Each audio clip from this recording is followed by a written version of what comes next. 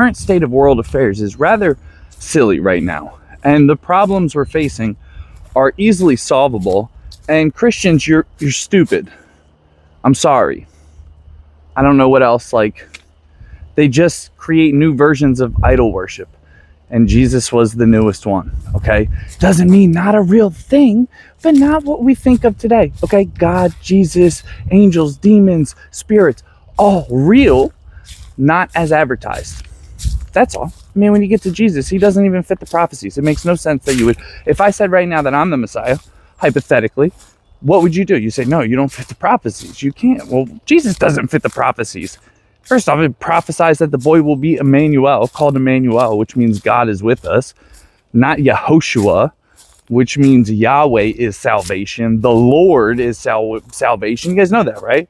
Baal, Yahweh. Like, these are just different names for Lord, Overlord. Not a good thing. God's real. God made everything. It's real obvious. Like, you have to just kind of go back to your gut and your intuition. Remember, Old Testament, God says that every inclination of the human heart from childhood is evil. So that's how we were made. We were made in God's image, and everybody's going to go shouting, oh, if you're trying to just disprove Jesus, you're a Jew. There's other options, guys. All of the religions, really silly. Just really, really silly. I mean, read those documents. It's not as described. Go through the prophecy. Jesus is supposed to be from the line of King David. He doesn't even have a human father. Virgin birth isn't prophesied in the Old Testament. It goes from meaning young woman to meaning virgin. Like, it makes, you guys have really lost it. Buckle up, Buttercup. We're going from this Hollywood through the Bible into the early development of human agriculture and medicine to demonstrate a specific example of this macro pattern that is plaguing the Bible today. It's an inversion of terms through additional context required, additional changes after the fact to the language, changing the ideas and taking it from good to bad. Now, Hollywood. Ilex opus is the American holly. Opus means dark, okay? Ilex didn't originally refer to the holly species of trees, genus of trees, okay? Ilex originally meant the holm oak. Specifically, it meant holm oak, which is a tree that's been present for millions of years in the Fertile Crescent, in the Mediterranean. Now, in the Bible, you have oak referred to a whole bunch in general terms as Elon in Hebrew. Elon in Hebrew means general oak. See, this is where I think they change and require the additional word to make it mean the specific. They flip. What was a specific word now becomes a general word. Today, if you want to refer to the holm oak using Latin terms, you would say Quercus ilex. You couldn't just say ilex. If you just said ilex, the assumption would be you're talking about the holly species. Do you see how this gets flipped? Because I bet you Elon was ilex, was the specific, and then that gets changed through additional layers of nonsense added after the fact. Why is this tree so important? The holm oak is an evergreen species of oak that's grown in the Mediterranean and the Fertile Crescent for millions of years. And it produces acorns. And these acorns can be taken, ground up, and washed. You wash the tannins out, and then you can make flour from the dried remains. But the tannins are equally as important.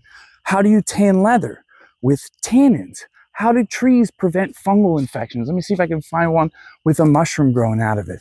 Those are localized fungal infection that the tree has natural tannins and rosins and things that have antimicrobial properties to help keep that tree safe. So when you wash the tannins, it's not just about the flower. It's also about the fungal, antifungal, antimicrobial properties. You can now tan leather. Do you see how it's such an important step in the development of agriculture? That's what the Bible actually documents. And that's been changed and altered in so many layers. I'm not even sure if anybody knows the truth anymore. I found the old one a little further down the trail. Now, when mushrooms like this grow out of the tree, it's usually a localized. The spores have come through the air, gotten through the cracks of the tree, infected it somehow, and the tree's defenses weren't able to keep up, but the tree has defenses. Do you see pulling the tannin out allows you to use the knowledge of the trees to keep you safe? Oh, crikey, what have we found here? Would you take a look at this beaut? jelly ear, aka Auricula judae. Judas's ear, auricula, means little ear, Judae, as in Judas, because the fungus is named after a legend that after Judas betrayed Jesus, he hung himself on a tree, and from that tree grew a fungus that looked like an ear. So you have auricula, little ear, Judas, for Judas Iscariot. An edible type of fungus that grows here in the Pine Barrens of New Jersey. I myself was not prepared for foraging today, so we're going to let somebody else enjoy this. But it's all in the names. Would you look at that? Would you just look at it? What a beauty of a mountain laurel. A beauty and a beast. This plant, slow grower, 12 to 15 feet tall, got to be at least 20 to 30 years old. Now, the Latin for mountain laurel, the scientific name, is Kalmia latifolia. Kalmia is for the name of the scientist, and latifolia meaning wide leaf. Latitude and folia as in wide leaf, okay? But the leaves aren't very wide. Why is that distinction so important that it would be included in the name of the plant? Well, this thing produces seed pods, not edible, don't eat, nothing about this plant is edible.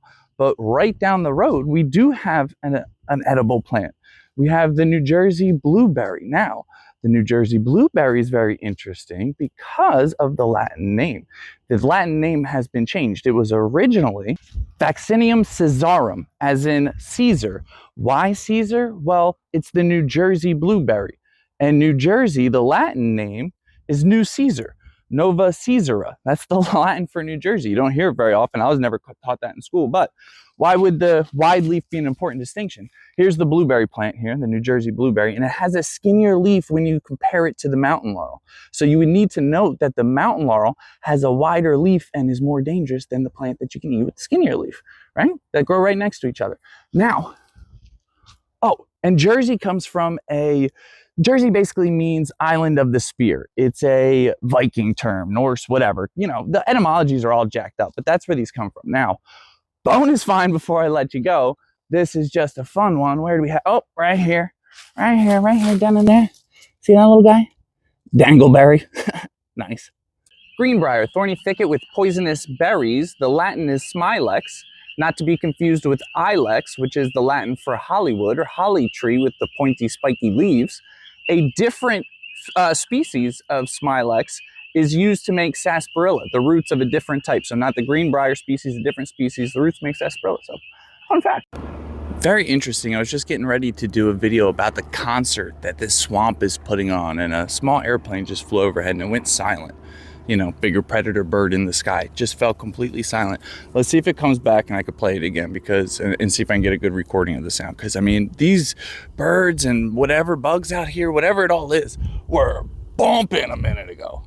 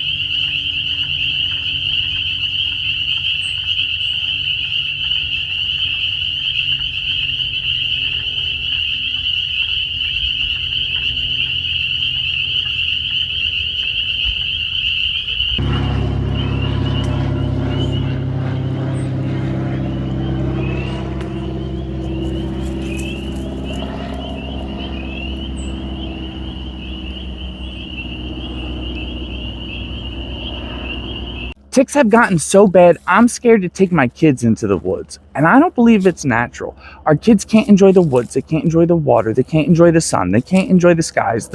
What are we leaving? Everyone's so concerned with religion and fighting and who's going to go to heaven. And that's not the important part. Nobody knows. Nobody knows what's going to happen. But we do know, like, this place is going to be here after we go. So we need to make it a little bit nicer. And see, when you get to the ticks and you go, well, why would they genetically engineer ticks and have the CIA release ticks all over the place? To make biblical prophecies come true. That's part of this. The government and religions are all intertwined with corporations, and they work together to make the prophecies come true, to keep you dependent on these systems. Okay, you go, ticks aren't prophesized in the Bible.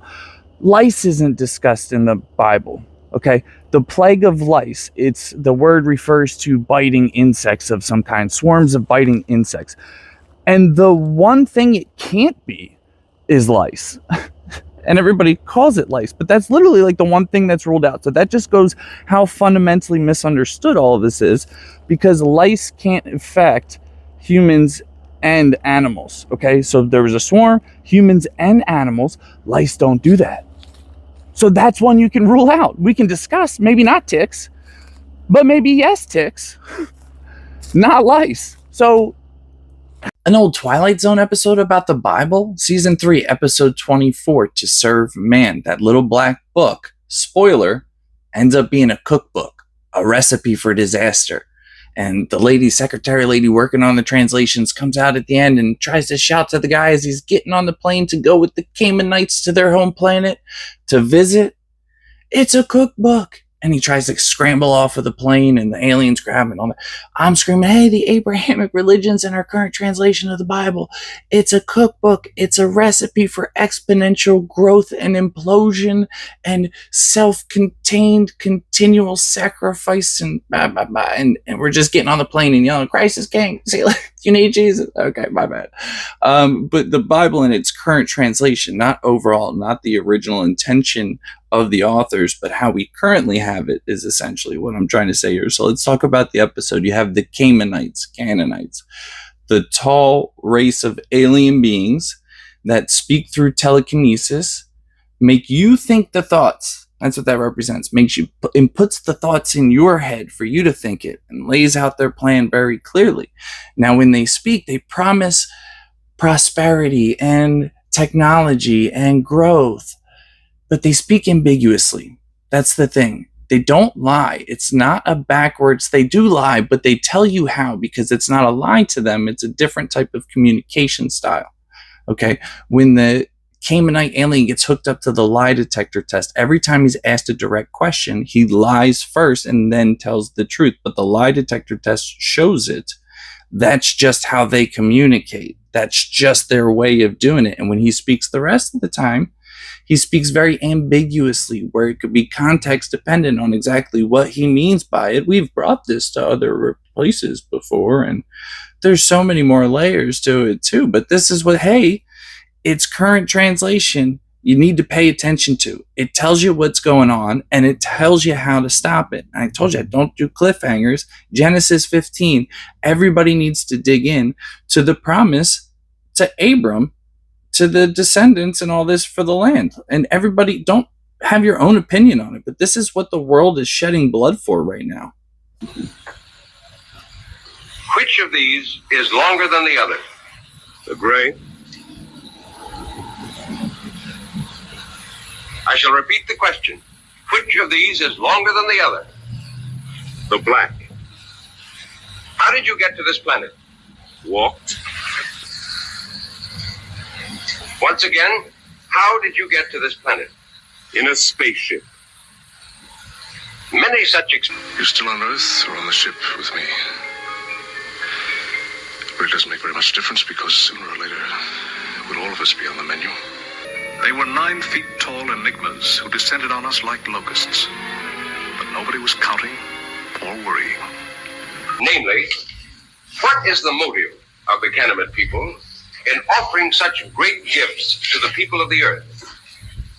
Now, I hope that the people of Earth will understand and believe when I tell you that our mission upon this planet is simply this: to bring to you the peace and plenty which we ourselves enjoy, and which we have in the past brought to other races throughout the galaxy. We were preoccupied with the hands on a clock when we should have been checking off a calendar.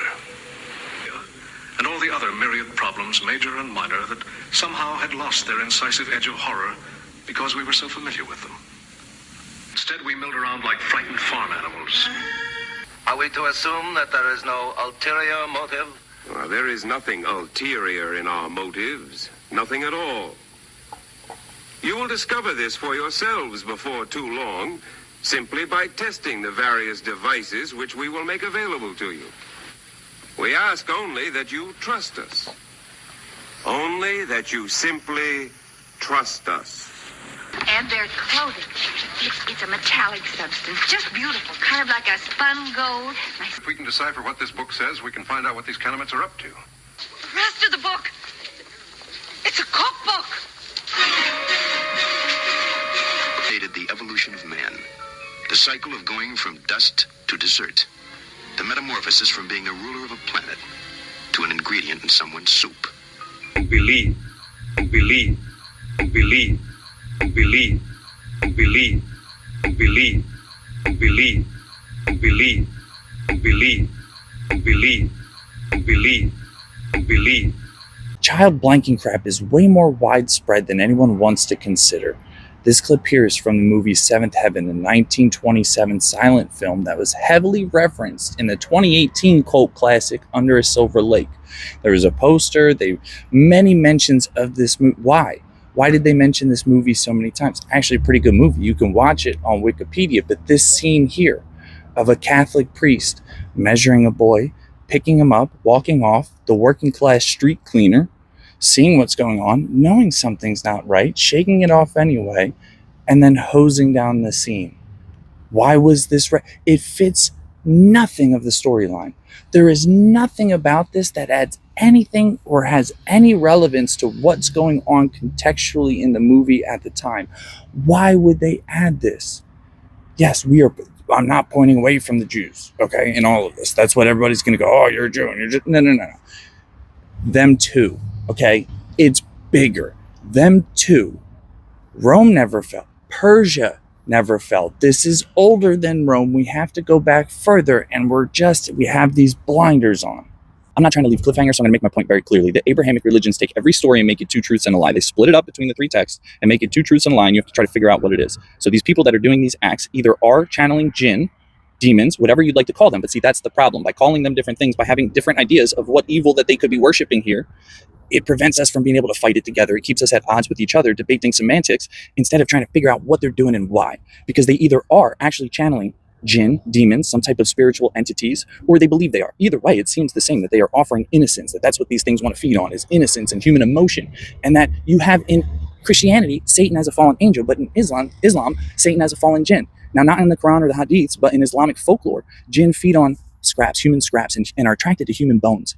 Where do you have a lot of Catholic churches set up and are like, the catacombs? What the heck? Millions of people's worth of bones. They go, oh, a good place for a church. Yeah, because it's channeling the jinn. When you worship, you're channeling and welcoming in, inviting in the jinn, these spirits that can be good or bad. They're indifferent. See, that's the thing. Objective evil doesn't exist. These people are doing evil. So we can shelve the semantics for now, okay? But these actions are part of that. So they are getting large group of people. It's all spiritual, as in thought and prayer. By changing ideas, they keep you from being able to battle against each other. And this is where the Abrahamic religions become two truths and a lie. Now, every piece has its puzzle. You have to figure out the puzzle to be able to put the pieces back together. The names, I've gone over it to death here, but this is the point, is that the world is being tricked into Christians versus Muslims, when the way to win the game here is to realize, oh, nobody's right. I'm not right. I'm not 100% right. I don't have a week, but the truth is out there if we can agree to come together and get it out of the Vatican archives, get it from the government, put the pressure on. Right now, what's happening reflects the will of the people. The people don't want peace. People don't want the truth. They want to still believe their comfortable story. So what's happening reflects the will of the people, but the will of the people has been bent. So we have to bend the will back to wanting to know the actual truth and having the information. And then crucifixion doesn't originate in Rome. It wasn't prophesized in the Old Testament, and it was originally on a single pole and not the crossbeam structure that we're familiar with today. All roads do lead to Rome, but they keep going, okay? They keep going to Iran and Turkey. Persia, the Persian Empire. What we think of today as Ashkenazi Jews emerging in the 9th century AD in the Rhineland area, modern Germany, their DNA, according to an NIH, a National Institute of Health published study, is actually from Iran and Turkey, and the Rhineland hypothesis is incorrect. See, all this stuff that we're thinking of today as one thing is actually a different, older thing. We go, oh, Rome never fell. The Persian Empire never fell. That's where we have to trace all this down. And even the Latin crux, which gives us the word crucifixion today, originally meant a single pole. This can be traced back to 6th century BC, if not further. And the second pole, the crossbeam, wasn't added until around the 1st century BC in Rome. The Romans added number 2. Okay, they added the second because it made it take longer. It was more excruciating. The person would be alive for longer on a crossbeam than on a single pole. But that's where the words come from. That's where the original idea is way older than Jesus in Turkey and Iran. And when you go back, Paul, as in Saul from Tarsus, the founder of Catholicism, he was from Turkey. Tarsus is Turkey. That would be an Ashkenazi Jewish DNA, Pharisee DNA. That captures Catholicism. I'm driving through upstate New York the other day, coming back to Jersey for work, and I see painted pole, name of the town. I go, that's interesting. Where'd that come from? And it was originally, it comes from local tradition about after a Revolutionary War era battle that the natives marked peace with the pole. That it was supposed to be a lesson, a marker of boundaries. Hey, we've fought, don't fight anymore. We've already worked it out. Here's the marker. See, all of it's supposed to be a marker of peace. You go back to the first uses, not gravestones, not commemorating individuals, but marking stories and teaching lessons. All of these ancient stoneworks that we look at, they're teaching lessons. They're not trying to ascribe and promote individuals, but rather the group. And this gets changed and adulterated over history. And I'm poking at the details here because it's been over-literalized. They captured what was Christianity and what was older by inventing Catholicism and making it a competition of who could worship the idol harder, okay? Instead of following, it's just you have to believe. The idea, there's no dumb questions. There's two dumb questions. Number one, does a tree make noise if it falls in the woods and no one's around here? Dumb question. Number two, is God real? Dumb question. Like, is a creator real? Yeah, of course, we're here. Does a tree fall? Yeah, of course, it's gonna make noise. There's air. Like, that's obvious. These are dumb questions that are throwing us away. We're taking it away from what used to be a knowing and an understanding in science, not Gnosticism as you think of it today. Gnosticism as you think of it today is, again, a belief, but inherently the idea of belief takes away from what it actually is, and et cetera, et cetera. So I'm rambling. But the yellow brick road does lead you to the Wizard of Ashkenaz, and he is Jewish, but whoever's paying him isn't. Fun is a dangerous thing, and fun can come in two categories. Fun can be used for good, or fun can be used for bad. And the thing about fun, and why fun is so often limited in religious settings, is that fun invites those spirits that would have fun seeing you do bad, have fun themselves in you doing the bad version of whatever that thing is. But you just have to be smart about it. There's a way to do it and have fun with peace and harmony and everybody together, but everybody's got to come together and admit a little bit wrong. Some worldviews are going to get shattered, but there's a light at the end of the tunnel. There's a world outside of the cave, and it's time for everybody to come on out. All right, we're doing the golden ratio phi, and I started this one by request, but it was a massive learning experience for me, so thank you, and buckle up, because we're going to take you through everything. We're going to do sacred geometry, the Abrahamic religion, space force, space relativity. So here we go. What is phi? Phi is a linear association, a linear approximation of the rate of change of the Fibonacci sequence. And the Fibonacci sequence is taking each successive number and adding it to itself repeatedly. So you take 1 + 2 = 3, 3 + 2 = 5, 5 + 3 = 8, and you keep going up. Now, when you take the average difference between the two numbers and you map that, you get the golden ratio. 1.618 is the approximation, but just like all the good numbers, it's an irrational number, meaning the decimals go on infinitively. You never actually get the exact calculation. You could just keep going forever. And that's an important thing, because all of these represent a non-linear reality, with our closest approximation being linear, but that's an important distinction. Now, where do we see phi? We see it in nature everywhere. We see it in sunflowers. We see it in hurricanes. We see it in growth specifically. We don't see it in construction. We don't see it in built structures. It's not a strong geometric shape that is produced from using this ratio, but you do see it with growth and a balanced harmony of growth where the pieces remain in balance with the whole. And now let's start breaking that down more, okay? Because what shape do we get geometrically when we represent phi? We get a pentagon. And inside of that pentagon, you can fit a pentagram, a 5-pointed star. Now, inside of that pentagram is the golden triangle, an isosceles triangle, where two of the arms are the same size, and then the shorter one is not. Now, there's an important relationship here, because if you represent the short side by x, the long sides would both equal x times phi, okay? That's the ratio that remains within the golden triangle as it scales. Now, also important thing here, the angles of the golden triangle are 36, 36, 72. If you take each of those numbers and sum them, you get 9, 9, 9. okay? So somebody made fun of my drawings the other day. I don't really care. I'm done making it fancy. I'm dropping knowledge bombs on here. You can deal with it. So you get the Space Force logo from the golden triangle, from the relationship of phi, which represents growth, okay? But oh wait, before we do that one too, let's also do circular phi, because what do we get when we represent overlaid circles where the radius are a function of phi?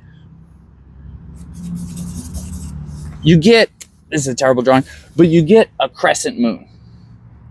So overlapping circles with radius of phi gives you, with radius like in relation to each other of phi, gives you a crescent moon. So a lot of in Starry Night, in many crescent moon, it's phi is the relationship between those to map it out for artists. Now, so we have growth, we have a balance of circles, and then what do we have when we need structure? What's the strongest structure that we know of? The hexagon. So when you need growth, you have the pentagram, 999.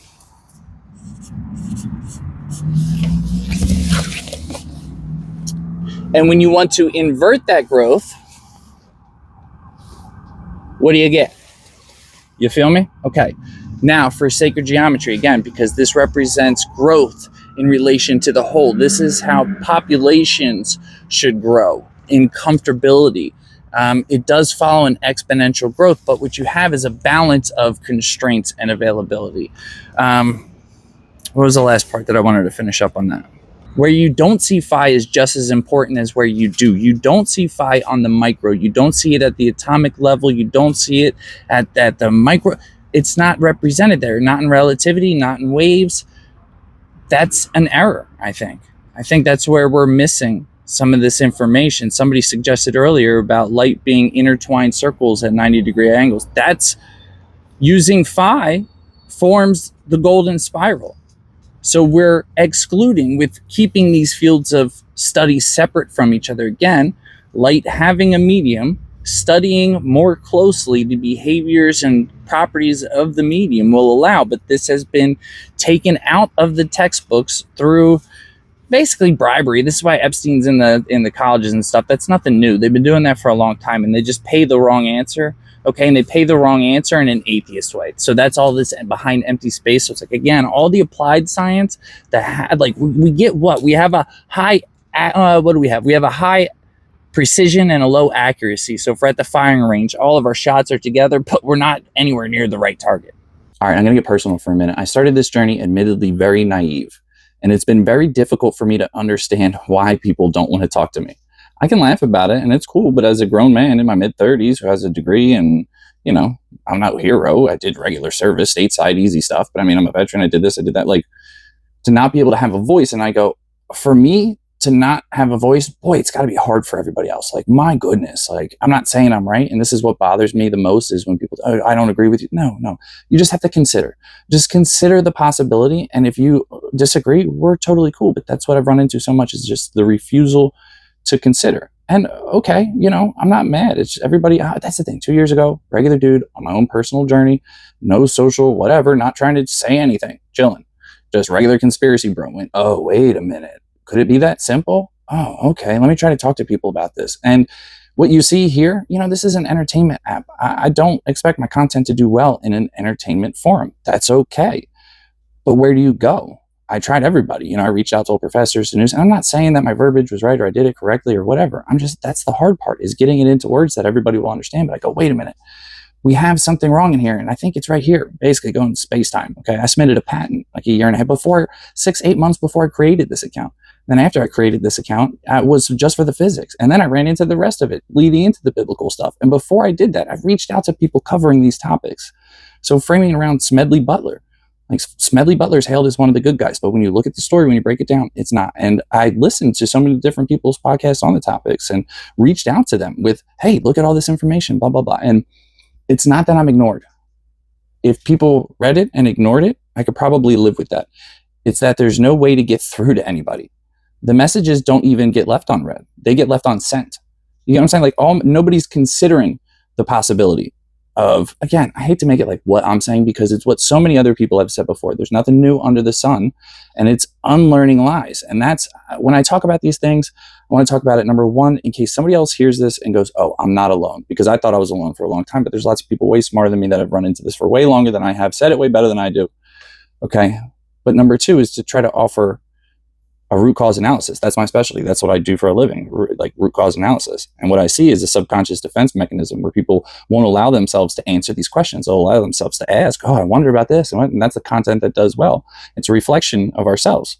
Oh, I wonder about this, but you don't want answers. But it's like watching the same season of a show over and over again. It's like, you already know the plot. Can we just, let's actually make a new episode. Let's make a nicer one and blah, blah, blah. But it's, you know, so again, I just try to share it along the way and talk to people and, you know, it's all love.